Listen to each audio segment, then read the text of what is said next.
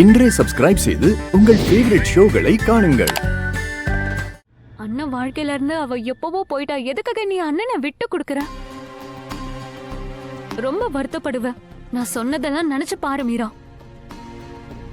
இப்ப நீ பண்ணதுக்காக ரொம்ப ரெக்ரெட் பண்ணுவ. பரவாயில்லையா? பாத்துக்கோ.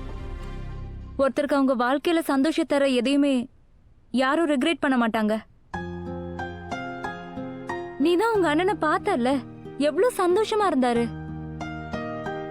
அண்ணா கடந்த 7 வருஷங்கள்ல மோகன் இவ்ளோ சந்தோஷமா இருந்த நான் பார்த்ததே இல்ல.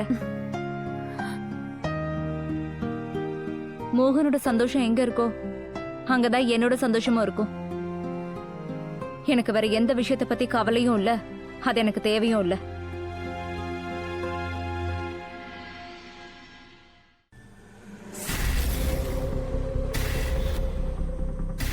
தேடி தேடி சவால்கள் தேர்ந்தெடுக்கப்படும். அமேசிங். இன்னையில இருந்து, அதாவது இன்னைக்கு அப்புறமா இந்த மாஸ்கோ அழிஞ்சது.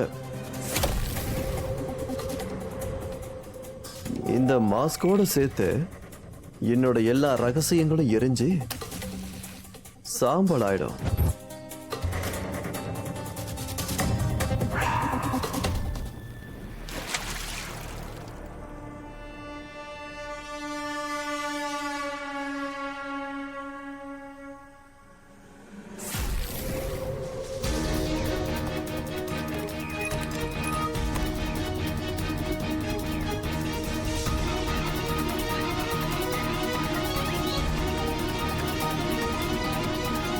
அப்ப நான் சந்தேகப்பட்டது சரிதான். யுவன் அங்கிள் தான் மானச ஸ்கூலுக்குள்ள அடைச்சு வச்சிருக்காரு. அவர் தான் மானச கொலை பண்ண ட்ரை பண்ணியிருக்காரு. இப்ப நான் எல்லாரும் முன்னாடியும் உங்களை எக்ஸ்போஸ் பண்றேன். நான் இதை பண்ணி தான் ஆகணும். அப்பாவுக்காக, ராதாவுக்காக, மானஸ்க்காக, எனக்காகவும் தான். இனி நீங்க தப்பிக்க முடியாது. இப்ப நான் உங்களை பத்தின உண்மையை எல்லாரும் முன்னாடியும் வெளிச்சத்துக்கு கொண்டு வருவேன். அப்படி பண்ணலன்னா என் பேரு குஷி இல்லை.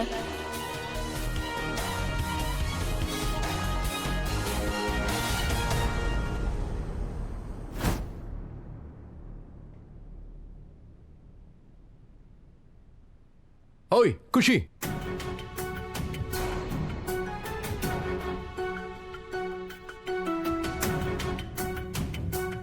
நீ இவ்வளவு நேரமா எங்க இருந்த? எவ்வளவு நேரமா உனக்காக வெயிட் பண்றேன்னு தெரியுமா?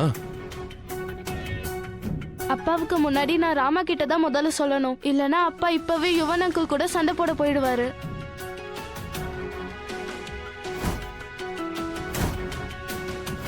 யுவன் அங்கிள் ரொம்ப இன்டெலிஜென்ட். அவரை எக்ஸ்போஸ் பண்ண இந்த ஒரு எவிடன்ஸ் பத்தாது. என்ன நீ எதுவும் பேச மாட்டேங்கிற? என்னாச்சு? ஏன் அமைதியா இருக்க? பேசு.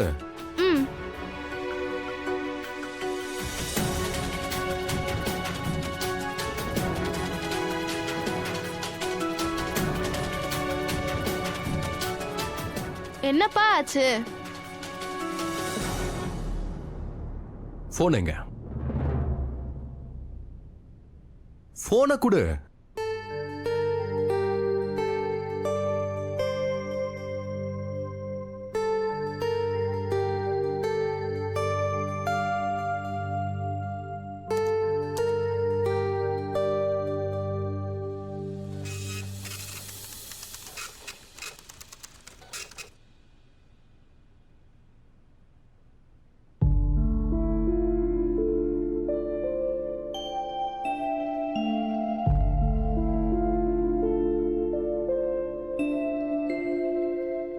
நாம எல்லாரும் ரொம்ப அழகா இருக்கோம்ல?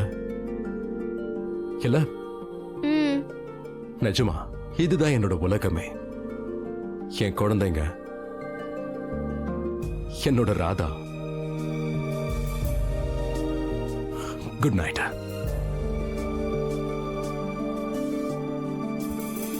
உங்க உலகம் உங்ககிட்டே சீக்கிரமா திரும்ப வந்துரும்பா. இன்னைக்கு எனக்கு இந்த மாஸ்க் கிடைச்சிருக்கு.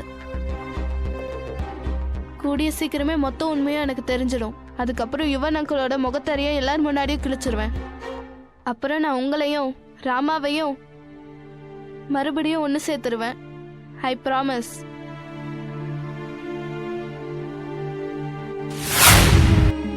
இன்னைக்கு நடந்த விஷயம் மறுபடியும் நடக்க கூடாது. இது என்னோட அறிவுரையாக எடுத்துக்கோ.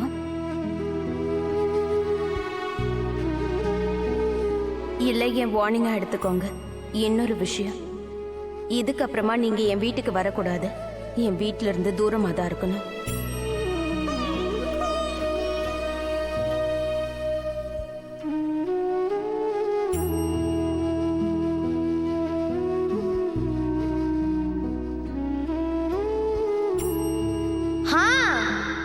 நான் அங்கிள் எம்ம தான் முதல்ல கூப்பிடுவேன். இல்ல,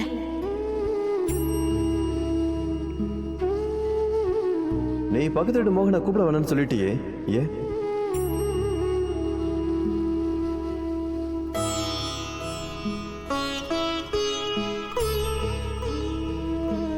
எனக்கு நல்லா தெரியும் மானஸ் என் பையன் தான். ஏற்கனவே 7 வருஷமா அவனை நான் பிரிஞ்சு இருந்துட்டேன். அப்ப எனக்கு தெரியாது, ஆனா இப்ப எனக்கு தெரியும். நீங்க இந்த மாதிரி எல்லாம் பண்றதுனால தான் இன்னைக்கு ராத்திரி பார்ட்டிக்கு நான் உங்களை இன்வைட் பண்ணவே இல்லை.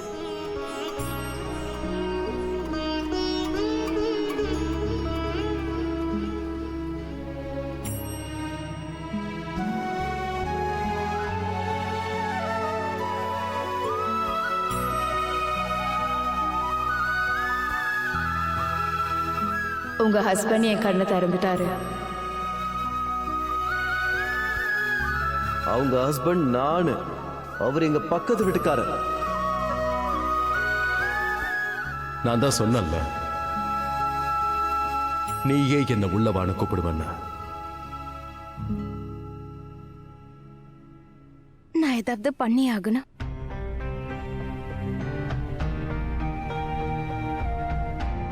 மோகன் ஐயா தன்னோட எல்லா எல்லைகளையும் தாண்டுறாரு. கொஞ்சம் கொஞ்சமா ஒவ்வொரு அடியா முன்னாடி எடுத்து வச்சு என்ன நெருங்க பாக்குறாரு. அவரோட சேர்த்து அவரோட இணைஞ்சிருக்க என் நினைவுகள், என் கடந்த காலமும் என்ன நெருங்கி வருது.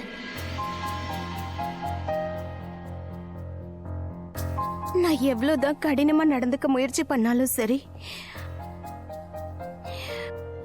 உள்ளுக்குள்ள நான் பலவீனம் ஆயிட்டே இருக்கேன். நான் என்ன பண்ணுவேன்? மோகன் ஐயாவை எப்படி நான் தடுக்கிறது?